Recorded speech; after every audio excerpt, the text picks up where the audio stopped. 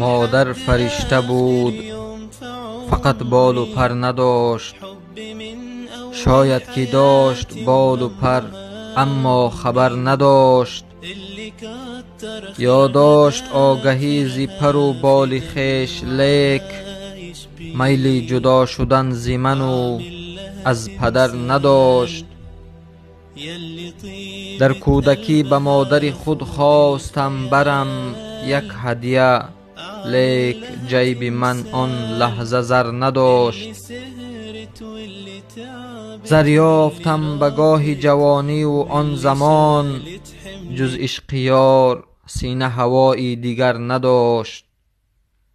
وقتی به یاد هدیه فتادم که مادرم روی لبش به غیر وداع ای پسر نداشت.